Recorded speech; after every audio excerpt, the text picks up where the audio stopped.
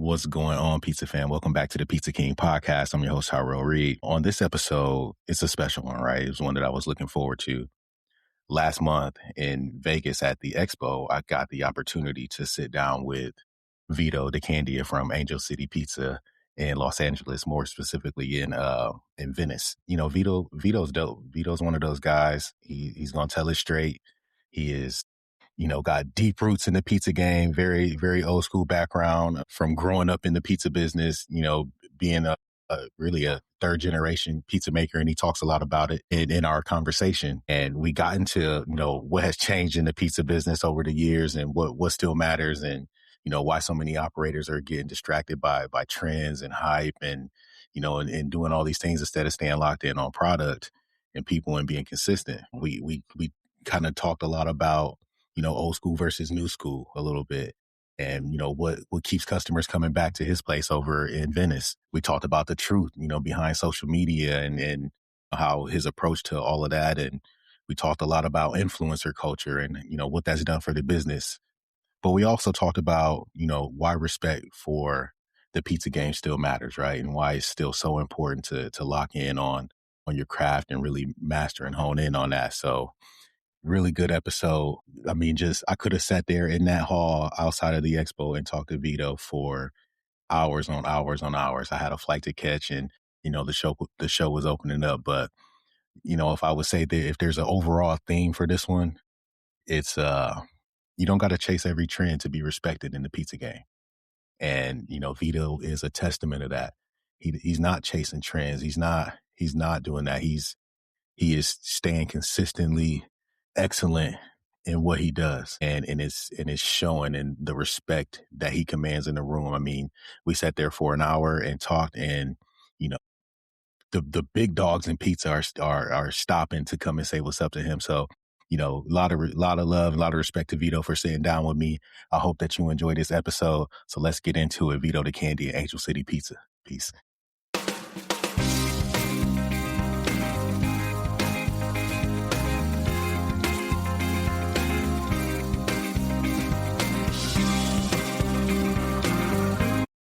Dear.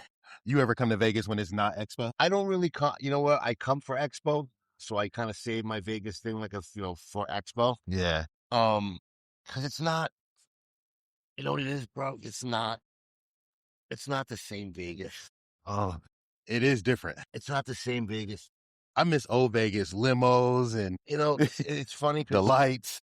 People laugh at when I say it, but it really is the truth, man. When the wise guys ran Vegas, Vegas was Vegas. So I didn't get to see it like that. And the thing is that, back then it wasn't about, now you got all these hedge fund companies, they got Caesars, they got MGM, it's $12 for a bottle. Like they bang you over the head any chance they get. Dude, I went back to the hotel last night. I got a bottle of water and a Fanta, $16. Dude, I went even in this. I mean, look, this Harrah's great. Parking's free. Valet parking's free. Yeah, rooms are nice and clean. They redid the whole hotel. But same thing. I went in the lobby this morning. I woke up about 3:30 in the morning. I said, "Let me go down and have a cigarette or two." And I was thirsty. I went to get an apple juice. Minute Maid apple juice. You get them in the gas station. $8, $6.99. Crazy. I was like, what the fuck? It's crazy.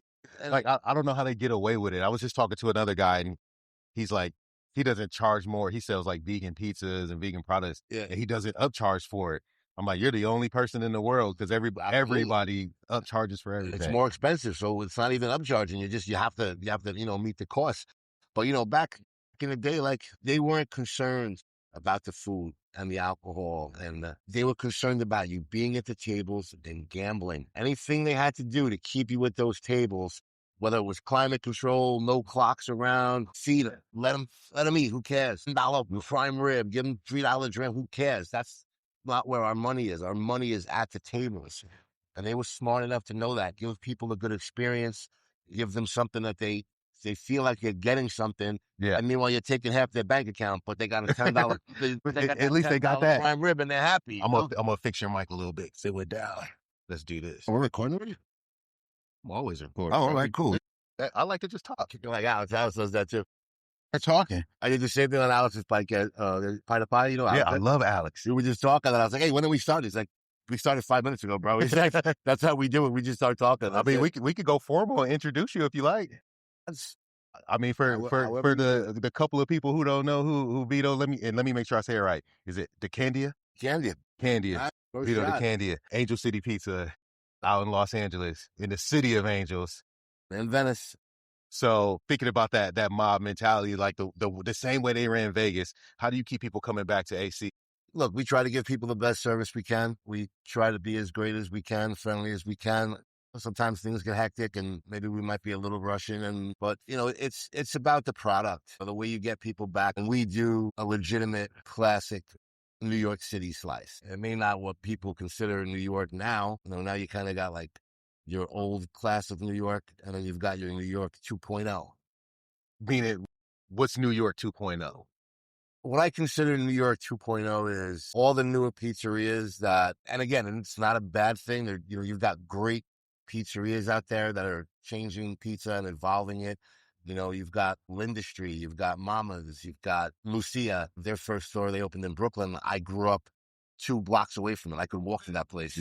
But it's different because they're concentrating on more of, you know, they're very into their doughs and their fermentation and how they do the dough, and you know, and it's a completely different generation. They're doing completely different things, and you know, it's good, but it's a different time. They're doing that. They have the luxury to do that, to slow down and say, yeah, I'm gonna make my dough take 2 extra days, right, or whatever that may be. But they have the luxury to do that because a lot of people that are in the pizza business now are doing it more out of desire and, you know, and love. You know, they got into it. They love it. When guys like my dad and my uncle got started, it wasn't about, this is my passion. Wasn't about that. They were feeding their families. Right. That's what they did. That was their trade, and that's what they did to feed their families. And my uncle used to tell me, he says, you and your cousin, my son, he said, no matter how hard you work, ever, you will never work as hard as your father and I did. Because they're working at it. Do you want to know why? And I said, why? He said, because you're American born. Your belly's full. He said, when I came here, when your father came here, we had to survive. We had to eat. So it's a different head. You know, when you're doing something because you have to, you got a family, you got a wife, you got kids, you got a house, you know, you have to survive.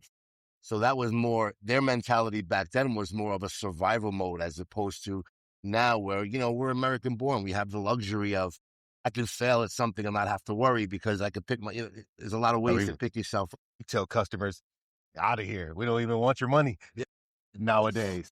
It's, you know, and again, I don't knock what's going on now. It's evolved. Yeah. You know, you go back to the 70s, the 80s, pizza was Italian. That was it. You know, you walked in your local store, it was Carmine or Giuseppe, whoever was back there making the pies. You know, you'd be hard pressed to find someone in New York in the 70s and 80s making pizza that wasn't Italian. Yeah. You know, and now it's evolved so much. Like everyone makes pizza. And it's cool because as an Italian American, it's gratifying to see that it would appeal to so many different genres and races and creeds and whatever you want to. Yeah, you know. man. So it's a really cool thing because pizza is universal. Absolutely. You know, it's the ultimate family meal, right? Yeah. It's, you know, I mean, it's, and again, you know, pizza was one of the appealing things about it was like, it was cheap. Uh-huh. You know, you filled your belly. It was really good and it was very economical. You know, now today it's come on, man. Like really. And, you know, now it's more of, you know, some pizza you can go and it's like, you know, dude, I could have went to a restaurant and sat down and had a meal with waitress service. You know, it's you know, that's part of it being a different world, you know? Yeah. But, I like that evolution of pizza, but I love that there's still that point where the common family can still go get a good pie. And, look, you don't have to get cheap pizza. You can get good pizza at an affordable price for folks that are still doing it that way. And there's a place for everything. There's a place for this new stuff and all these cool things they're doing with those and fermentations and stuff like that. Good move, Dick. Oh, bro. So, you know, I mean, there's a good place for that. I respect it. I admire it. You know, a lot of the newer pizzerias, you know, I frequent, I go to them. But at the same time, you have to respect what it was as well.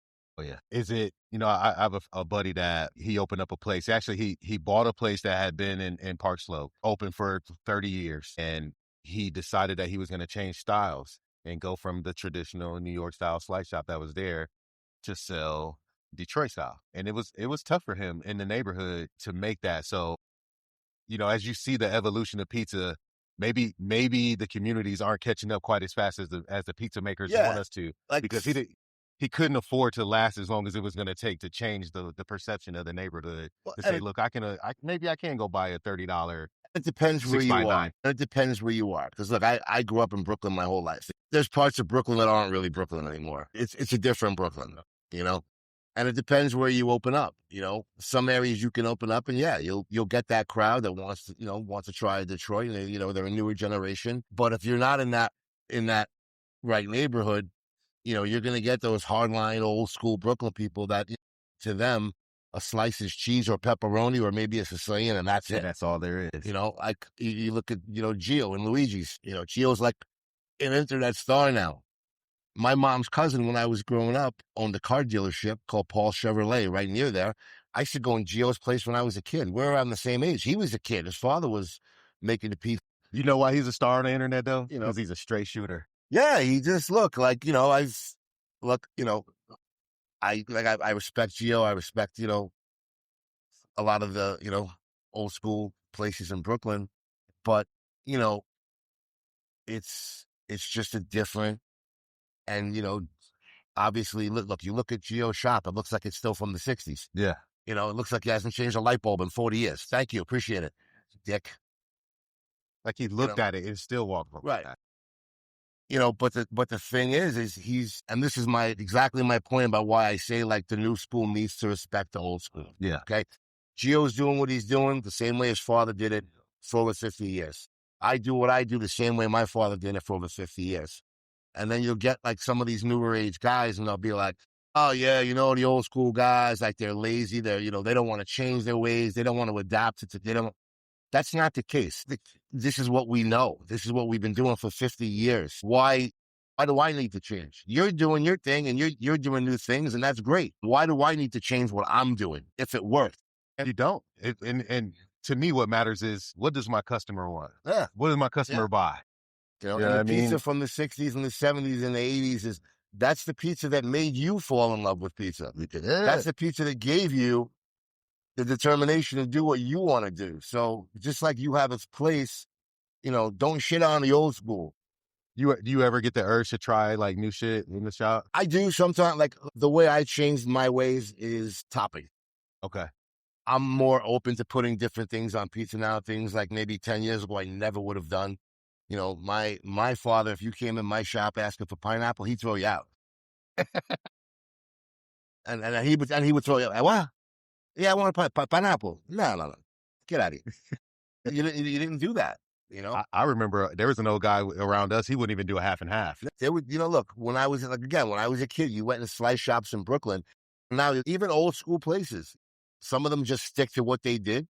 Some of them have evolved, and like they'll have like a case with like 20 different pies because, in some ways you have to accommodate what people want. But when I was a kid growing up, you didn't have choices. You had cheese, pepperoni, you had a Sicilian. Maybe they had a few Jamaican beef patties in the case. Right. That was a big thing in Brooklyn growing up. They had a Jamaican. Even back then? Oh, yeah. Yeah, bro.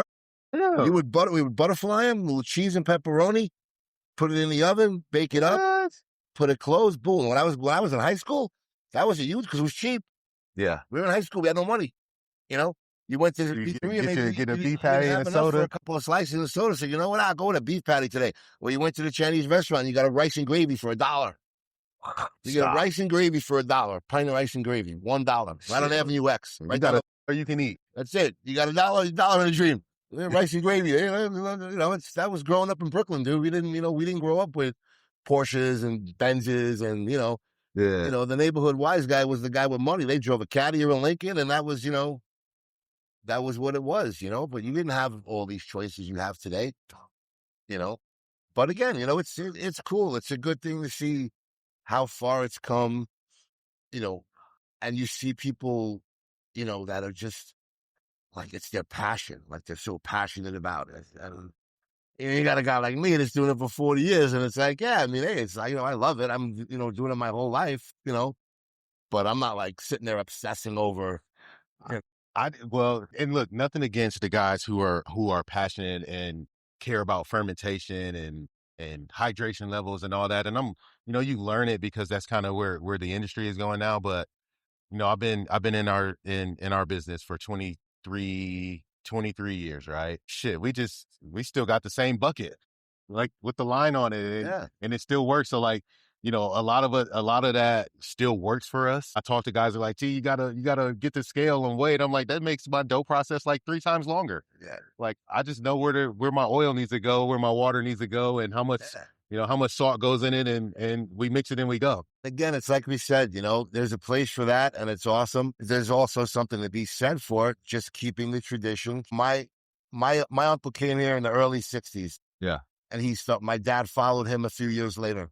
My dad opened his first pizzeria in 1968. That's where I learned, as a tinkered his recipe a little bit over the years because, products change. I mean, even if you're using all Trumps, it ain't the same all Trumps you were using 30 years ago. Right. Nothing is the same now. Even if it's the same brand, things change. But thank you. Appreciate it. Keep walking, you fucking idiot. How are they not? Come on, dude, wake up. So yeah, it's, I have my recipe. It's my recipe. I'll tell you what, look, 40 years of watching my dad in restaurants and pizzerias and whatever it is, I never once saw my dad use a scale to roll a piece of dough. He just knows what it feels like. Never. This was his scales. These were his scales. That was it. He would cut, boom, 2 at a time. The 2 at a time. Oh my God. Roll them in the tray. Every dough ball was the same. That's how the old man taught us. I still can't roll 2 at a time. But he goes, what the fuck are you doing, T? Why are you walking away with the dough? And he's over at the table rolling 2, telling me, you can stop pacing around them. 2 at a time. And I made it a point to learn 2 at a time. I wasn't going to have my father say there was something I couldn't do. He was your father. Your father's your father. You're going to be like your dad. And then I've been like, I started doing it and I got it down. And again, the old days, it wasn't so precise. It wasn't like I got to have 6.2 kilograms of this and I got to have 3. Dude, I don't even know metrics. I have these guys that are giving recipes and they put everything in metrics. I'm like, I don't know metrics. I haven't used metrics in my life. It's 25 pounds of this, 3 pounds of this, 6 ounces of this, 6 ounces, boom. That's it. So how do you teach that? You can't. That's the problem. Yeah. And I get friends that get mad at me sometimes because they want, because I'm a chef as well. And I'll get friends who will call me, hey, man, your vodka sauce. Like, how do I make that? And I'm like, it's butter, pepper, heavy cream. Yeah, but how much? Until it feels right, until it looks right. Other than telling you that you got to use like 2.5 gallons of heavy cream, I don't know. I taste it. It's what it's. That's right. That's my brain is just trained to grab and throw, and and when it's done, it always tastes the same. It's always right. It's just the way it is. Like I don't measure things out. It's just I wasn't taught that way. Yeah. And that's the difference also between now and back then is that everybody is trained specifically in a way like that's how they know it. Yeah. And they study it and they Google it and they research it and they're doing this and they're doing that. When I first started learning with my father, I didn't know why you did what you did. It's just how you did it. I was taught to do it, so I did it. I wasn't worried about how we got to where we got to. I was worried about, we're going to be busy. This has to be ready. I didn't know about, well, we got to, you put this to caramelize the crust. Was there ever any hazing in the shop back then? Oh yeah. So I grew up, the old man taught me how to do it. Shout out to my guy, old man Joe. And he's, old school Italian, straight from Sardinia. He'd leave the sauce in the cooler and wait for me to get in to mix it. And we were mixing by hand. So he's like, you got to mix that sauce. Like, why'd you keep it in the cooler for 2-3 hours? Just because you're late, because you woke up late. Always some haze. I tell you what, and again, it's not a knock on anybody. It's just the way the world goes. But I tell you right now, 90% of today's generation would not last back then. We had no safe spaces. We didn't have cry rooms. You didn't have a personal perimeter that people couldn't penetrate. There was you can't talk to me like that. Dude, and you're in a kitchen, in a pizzeria, in a restaurant, in a catering, anywhere you are, the chef was the boss. And that was it. Questioning him, there was no this, there was no that. I had my own restaurant and my own dad's restaurant. My dad told me straight up, He is the boss, not you. It's just what it He is. says goes, and that's it. And dude, I've had frying pans whiz across my head, plates. Yeah, you can't do that no When more. you're in service, people, and and the shit's hitting the fan, and you're getting in the weeds, and you got to do what you got to do, and that's it. And if you can't do it, it's get off the line. Get your ass out of here. It's not for you. And you got people now, and they're crying in the corner. You can't talk to me like that. I'm a person. Like, stop. Please. As much as technology has helped us, I think, even like we see people here that keep walking in front of the damn camera, staring at their phones, not paying attention to anything that's really going on. There's no real human connection anymore. Like, if you have eyes and you look and you see, like, you notice things around you and you adapt to that. But if you live your whole life right here, one of the big problems today is that there's no self-awareness. None. There's no self-awareness of what's going on. It's just all about them. And, you're in their world, and it's that simple, and everything is about them. And I don't know. I get it in my place. People come in. I get couples that come in. They order food, and they order whatever. They sit down, and she's on the phone, and he's on the phone. Out to dinner. Like, put the phone down. Leave the phone at the house. Leave the car. Talk. Yeah. And then you want to know why, you got kids shooting up high schools at 17, and it's a common thing because these kids were never told no. Yep. They were never taught how to properly socialize. They were never taught respect. No emotional intelligence. Like, whatever you call this gentle parenting bullshit. And again, look, I'm not saying like bend your kid over and beat him with a paddle. I'm not saying that, but you have to establish from a young age, you are the boss. You are the parent. Oh yeah. And that's the way I have boys, and I don't parent them to fear me, but I do raise them to respect me. Fear and respect are two different things. Yeah, I want them to respect me, and not just me. I want them to respect every fucking body. You're gonna get so much further when you know how to respect yourself and respect people and command respect when you walk into a situation. Absolutely. You got to be a real person for that. You can't be some identity online. That shit don't work. That's the downside of social media is that we've created a world where everyone is so intent to be famous. Yeah. Everyone, social media, is a necessity. Yeah. Especially in business. You need it to help improve your business. And if it works for you, it's great, but not to the point where you start losing sight of who you are. And like, you think, like the world should when I was a kid, it was like, you admired like musicians, you admired movie stars, you admired people that now people that you couldn't reach, you couldn't touch. You never seen them in your whole. Exactly. Now it's, come on, get in here. Come on, get in here, please. Get in. We got Scott. Come on, man. You got to come say hi. We got Scott Wiener in the house. I'm sneaking into the house. Come on, man. And we love him. He's the man. I love you guys. How's it going? How's it going? Good. Sorry to interrupt the conversation. Come on, man. What's up, bro? I'm just happy to see everybody and then, sneak in and bust things up. Yes. I got to run into the show. Can I reach out to you to do this with me virtually one day? Anytime, ever. Please, can we do that? Today, tomorrow, anytime. I would love that. I tried to come on a tour, but my kid wasn't ready for a half-day pizza excursion 2 weeks ago, but I really tried to do it. We can just chat. I would love it. Thank you. Be good, Scott. You have my order. Send me a message. I got you. I'll reach out to you. Thank you, Scott. He's good dude right here. Scott, these good people. And you know what? And again, that's what I'm talking about. Like people like that have a passion, that just love pizza. And he teaches. But if you watch Scott and you watch his videos, he respects the new school. But he is also adamant about you have to respect this. This is old school. This is what started it. And he's fair in his assessment across the board of everything, that I respect that. I have a lot of respect. I got a lot of respect for Scott too. Even back before it was pizza tours and he was writing for Pizza Today and he always shed light on who was doing the work. He always showed love to folks. That dude knows more about pizza than anybody I've ever seen or witnessed or met in my life. He is definitely a pizza geek, definitely a pizza connoisseur, without a doubt. And that's kind of part of the reason why we started this. And I know we were talking about social media and, whether it has good or bad effects. It is necessary for business. And a lot of people go to it in order to learn or to figure out something or meet somebody or do that or connect with a person. So that there's a lot of good that happens. And I started this podcast and this channel for that very reason, because our business statistics tell you 8 out of 10 pizzerias fail within the first 5 years. Hey, look. Restaurants in general, anything food related is the highest rate of failure in any business across the board. And with the right education and the right advice and the right people sharing it, we can change that. And that's why I started this, because we needed more platforms to tell folks the real stories that are happening. Absolutely. The real things that are happening. Like I said, there is a place for social media.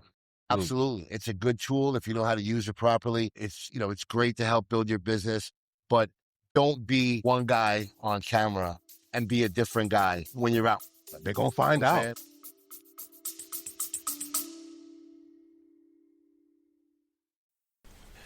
Are you ready to elevate your leadership journey through exploring the wisdom of the ages?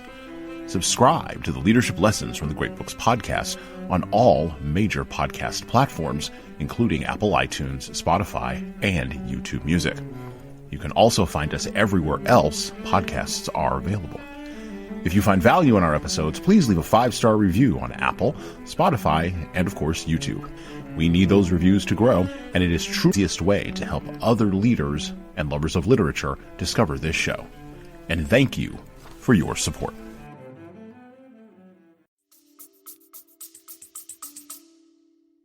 I always say one thing about myself is that I'm the same person, whatever situation I'm in. You're always getting me.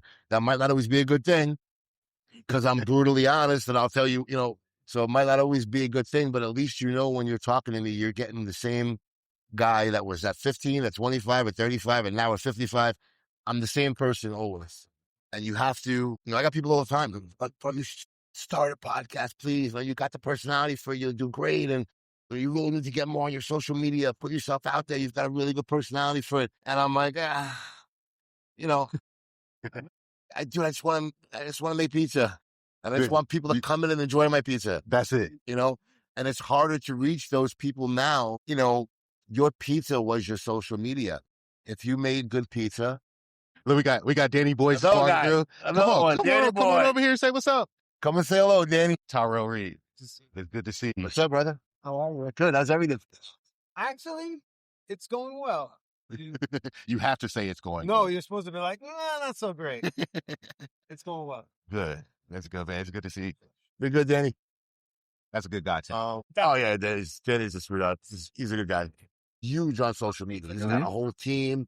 He pumps out video after video after video. He's not a different guy on camera. And it's smart. But he found the right angle to promote his business, bring in business. And again, like I said, there is a place to social media, and you have to do now. It's a different world. Years ago, your fame came from your pizza. Look at so many places just in Brooklyn that have been in it. Spumoni Gardens, the Farah, Crispy. You're talking about places that have been around, 30, 40, 50, 60 years. Yeah. I used to go in the Farah when I was a kid. My mom worked one block over. She worked at the Midwood Brooklyn Public Library. Okay. Was literally one block over from the Farah. And that was like, my parents were divorced when I was a kid. So at that age, I was in Brooklyn with my mom. And, that was like my treat on Fridays. I would take the bus after school. I'd go to Avenue J, meet my mom after work. We'd walk over to the Farah. I knew Dom when I was 12 years old. Yeah. He was me now. He was he was just a young guy, and was before all the hype and the social media blow up. That was my treat. My mom would get a pie and appreciate you. We'd get a pie and then go home, and that was my Friday treat. So, but again, you look at a guy like the Farahs, and you look at Spumoni. You almost did it right. You almost did it right. You went right in front of the camera. Yeah. Man. Same thing with Spumoni Gardens, man. We went to Spumoni Gardens when we went to school. Back then, you had Lafayette High School, was like right across the street, and I went to Sheepshead, and that's what you would do. Like the first cut day of spring. Yeah. As soon as the weather got nice, you go get some. Was a cut day. Everybody went to Spumoni Gardens. Everybody, Sheepshead, Canarsie, Lafayette was right across the street, and Utrecht would come and that was your first cut day. Everybody went to Spumoni Gardens, But it wasn't. You built memories off of that. Yeah. And look, you still hang on to those. Yeah. I'm a pie man. My family owns pizzerias since the 60s. My favorite Sicilian in the world is Ramone Gardens. Still. I don't care. I make Sicilians. I make the upside down Sicilian, like out of honor for them. To me, you tell me what's the best Sicilian in New York? Ramone Gardens. Still. Absolutely. I got to put there on my list. You can't, I'm not going to my pizza's the best. No, I love Simone Gardens Sicilian. You make your pizza because of and I will still say it's the best. Yeah. Certain people have their niche, certain places you would go. And that's look, LA has evolved so much in pizza.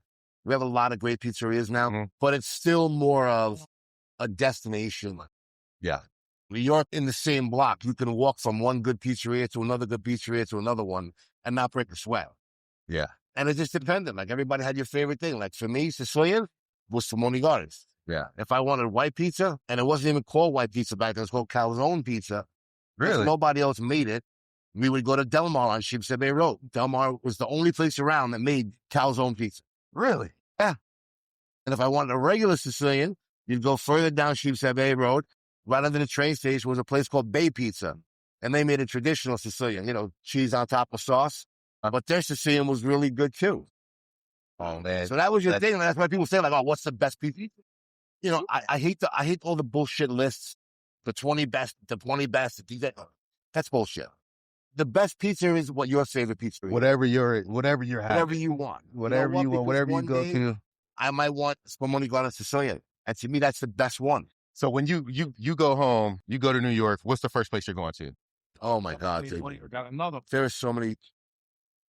And I've seen folks, because we're all in like our group chats and all that stuff. Yeah. And folks like, I'm going to New York this weekend. And you're always one of the first ones to say, go do this. I haven't been home in a while, but just depending on what first I'd probably do is, oh my God, it's not just a pizza thing, dude. Brooklyn is just a food thing.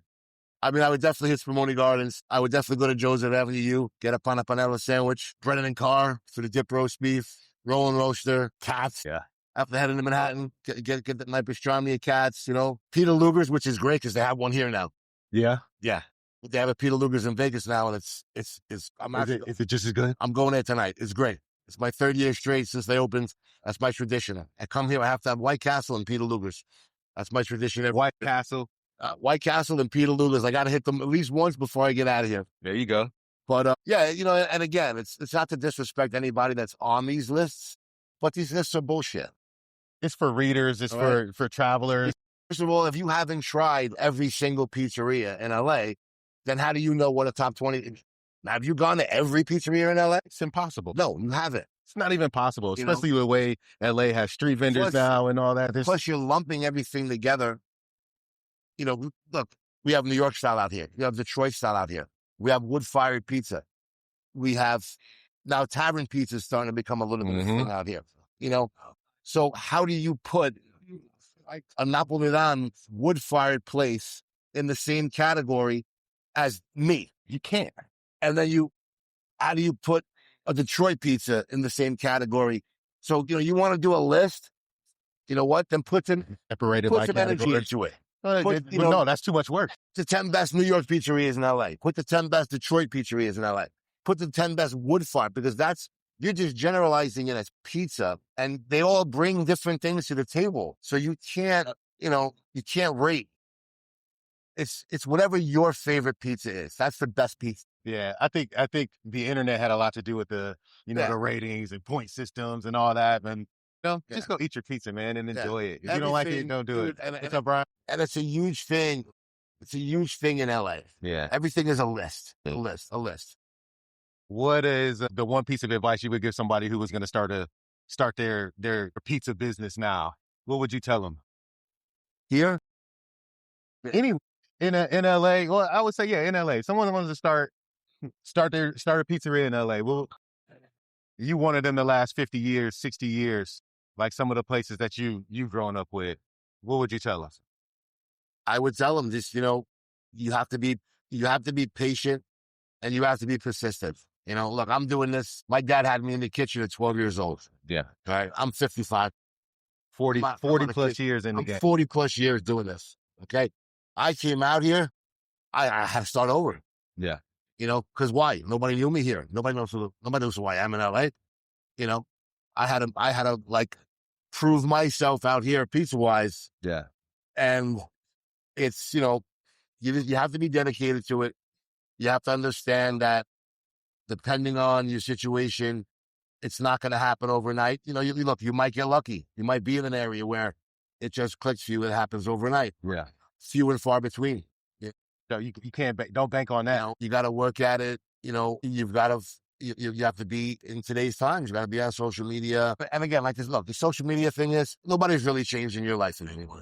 Okay. Unless Portnoy walks through your door, there's very few guys that have that much sway now that are actually going to affect your business. Sure.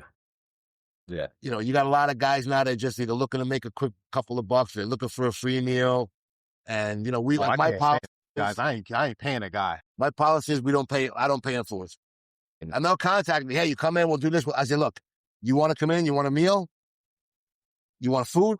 Whatever you want. I'll cook you whatever you want. Not a problem. Yeah. We don't pay. I'll feed you without the review. You just want a pizza, I got you. I'm not. Exactly. If I'm paying you, what does that mean? It means I'm paying you to say I'm good. I don't need to pay you to say I'm good. Then you don't like me. You're not my customer. Come in, have the food. If you like it, you like it. If you don't like it, you don't like it. I don't give a shit. Be honest in your review. I don't care. The food's free, whatever you want, I don't care. Don't matter. We're not paying an influencer, And even to the point where like I've had guys that, contact me like, oh, well, like $1,200. We'll come in, we'll do this. I'm like, dude, I'll tell you what. Show me something that guarantees me that I'll even make that $1,300 back. You can't. No talk. But they don't own the platform. They don't control the reach. They don't control the traffic that's going to come through your door. Influencer game too has gotten to the point where it's like they're competing with each other now. Yeah. And they have to stay in the mix. If they would just work together, they could do it better. You get the same guys going to the same places over and over, and you see it plain as day because you see this guy goes, and then within the next 3 weeks, you'll see 7 more of those guys right behind him go. It's like ChatGPT. And it's like, you know what, dude? I don't need you to tell me 8 different times about one place. Find me the place that no one knows about. Yeah. That's what you're supposed to be showing me. You're supposed to be showing me a place that I didn't find on my own. I know this guy's great. I know that guy's great. Because 20 other influencers have told me that already. Well, yeah. Go find me the guy that's breaking his ass with a little oven and 2 seats in his place that's making drop-dead pizza or a drop-dead sandwich or something good that no one knows about. That should be your job as an influencer. I agree. And there's some guys out there that are legit. They're sincere. They tell you honestly. You got Daniel from Forking Around TV. Yeah. Is a great guy. Eddie Sanchez, Hungry in LA. David, Best of LA Food. Luca. I don't know if you met Luca was our thing last night. Luca LA Countdown. I was there, yeah. And these are guys that, like, look, Eddie Sanchez came into my place. I happened to be away. I was in Hawaii. Didn't tell anybody who he was. Paid for his food. Sat down. Did a review. I never knew he was there. That's fair. You know what? That's fair game. Then you know what? Came back a few weeks later with his family and sat down and ate. And again, he paid for his food. Didn't know. Those are the guys that you watch their videos and you're like, you know what? All right.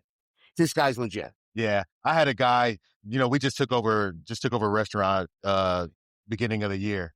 And I didn't even know until really last week that we had this food reviewer come in. He came in to have a cheesesteak and he gave it his honest review, good score.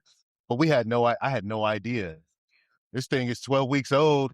And I reached out to him like, man, I didn't even know that. I didn't know he came in or any of that. We just taken over, but we got a solid score because we just do what we do.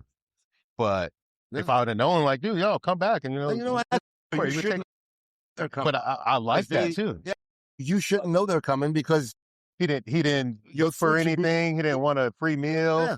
He just gave, and he's pretty clear about, this isn't about what you should do. This is just my review. Right. And that's just how I feel about it. And that's legit, is that people just come in, spur of the moment, try your product. And you know what? If you're doing the right thing, it doesn't matter because he should be getting the same slice that everyone else is getting. Absolutely. You shouldn't be doing anything special because this guy's coming in. Yeah. And then there's other really, really big guys that you reach out to them and they just ignore you. They don't want to, but they'll go, they'll go review the same place 4 different times, and it's like, all right, well, how sincere are you? You're full of shit. You know what that means. This is where I can get the most views. This is where I can get the most money. Exactly. So is it about the food or is it about how many clicks? Where my influence can be amplified. Right. So, and again, is it really about the food? No, or is it about how many clicks can you get? It's about the opportunity to grow a platform. Right. But some guys just do it for the love. I watch a guy, this motherfucker literally just goes around reviewing hotel bathrooms. He just goes there, sort of guy, he just takes a shit in all the hotels and he tells you which ones are nice. So I'm like, that's the kind of content I love because that guy, no one's paying this guy to go do that. He's just making it. He's at work doing his job and then found something fun to do online to make to make it fun. Look, and again, some people, they do it out of a true love. Yeah. Food, and if they make a little money off it too, God bless you. It's everybody has to make money, everybody has to live. But just be fair. Go everywhere, try everybody. Some of these guys, they know they have the power to help you if they want to, and they choose not to. And that's hard to reconcile, that's the part of me that it's like, you know what? If I've reached out to you 1 or 2 times and, hey, man, we'd love you to come down and try it. And you don't even answer me. And then a week later, I see a video of you from a place like a half a mile down the road from me. Like, oh, you're full of shit. It's like, you're just a dick. You're a dick. I appreciate you because you reached out to me and said, bro, let's do a podcast. Yeah, and I've been wanting to do this with you forever, but we hadn't met yet. And I'm like, I like to meet people and do all this, but you said, bro, let's do it. And I'm like, got to. And I've heard so many good things about you and about the shop, and I follow it. Dude, thank you for this. So thank you, bro. This is a pleasure. And when I get to LA in August, I ain't gonna tell you. No. I'm just gonna order it. Come on in, I'm baby. gonna order it online before I get there. I love doing these. I did one with Bruce. I love Bruce. He started me. Bruce is a great guy, and what I love about Bruce is that he's very thorough. And he covers from A to Z, and he knows the questions to ask. He knows what to look for. And he was the first podcast I ever did. Yeah. I did it with him with a video. And I liked it. I really enjoyed it. Then I did Pie to Pie with Alex. Another great time. We had a lot of laughs. It was a good time filming it. And it's cool. It's nice to be able to talk and be honest and not have to sugarcoat shit and, put on a phony facade, like, oh yeah, I love everybody. Everybody's so great. Everybody, come on, dude. I'll tell you what, that's one difference I've noticed, especially out here. And again, it's because of there's such a wide arena of pizza. Like in the 70s and 80s and like 90s, you weren't friends with other pizza shop owners. Dude, that was the fucking enemy. For the same time. You know what? But you weren't friends because of one main reason. You were all selling the same shit. Yeah. It was cheese, pepperoni, Sicilian, and that was it. Oh, yeah, guys are like hiding their labels. It was a competition. You accidentally got some guy's product on the truck, and you're like, oh, shit, this one is using. And it's like out here, it's like, you're friends with everybody because there's no reason not to be. I think there's so many people, there's so many opportunities. There's no reason not to be. Look at how many guys came up. Danny came walking in. Danny makes the same style pizza, New York style pizza. Yeah. We were hanging out yesterday with, my buddy Chris from Ozzy's, New Haven. Hunter from Detroit Pizza. Detroit Pizza. And they're great guys, man. You have a lot of laughs. We have a great time. Everybody's got each other's back. We're all like, it's a different. I have a lot of love for the LA pizza scene because as I was getting into this and speaking and teaching, LA just kind of opened up for me. Guys like Brian, guys like Hunter and I from the same place in Michigan. Yeah. Like we got. I used to play at the park that was down the street from where he grew up. Yeah. Like so, it's just good, man. Alex is great. It's a different head now. It's a different world. Nobody needs to compete with each other. We're all here to help each other if we can. And it's just not like, it took me a while to get used to when I first came out here because I wasn't used to that. Guys like Louis. Louis introduced me to a ton of guys from South Bay over there in Redondo. Louis is a sweetheart. That dude. Louis is the nicest guy. He's one of my best friends. You cannot not like that kid. No, man. He's just a nice kid. I mean, I come to LA, I go to that guy's house. Yeah, we go to the shop. Like that is a good dude right there. And he speaks so highly of you. He loves you, and he loves your place. He's a good guy. I like Louis. That's one of my friends. You know what I like about Louis? He's a very sincere guy. Absolutely. He's just a nice guy. He just wants to be friends with everybody. He just wants to be, He's quiet, Yeah. but he's so nice. Yeah. So guys like that, man, LA really just showed me a lot of love. And there's a lot of good people out here. You know, you got Sean from Secret, Sean and his crew, great people. You know, Are you doing Pizza Fest? I am doing Pizza Fest. Yes, that's coming up it's just a couple of weeks, right? I'm making pizza on the Saturday, and then on the Sunday, I'm on the discussion panel. Yeah, good, man. I love. It's just like the whole LA Pizza Alliance. I mean, I'm fortunate that the fires happened and so many people lost so much. You know what? But I always see that how the community came together. I always think of it as it was a good thing for a horrible reason. Yeah. You know, and to see how fast the pizza scene in LA jumped on that. I mean, it was literally like 24 hours. Shit was getting done. Yeah. You know, and Scott was a huge part of that. You know, Scott is Slice Out Hunger. Uh-huh. And, you know, from 2,500 miles away, Scott, you know, Aaron is influence and his reach. They have, I mean, we're donating money in Florida because we was feeding everybody. And it really was a nice thing to see everybody come together to support our city. Yeah. You know, because look, I'm a New Yorker. I'll always be in New York. I consider myself a guest here. I'm a transient. Yeah, I'll always be a New Yorker. You're a New Yorker, but you got Florida ties. This is my home. Yeah, you're West Coast now. You're in Miami. This is my home now. You have to support where you are. Mm-hmm. You know, this is my city now. And it was, you know, great thing just to see how everybody stepped up and stepped to the plate. And we fed so many people.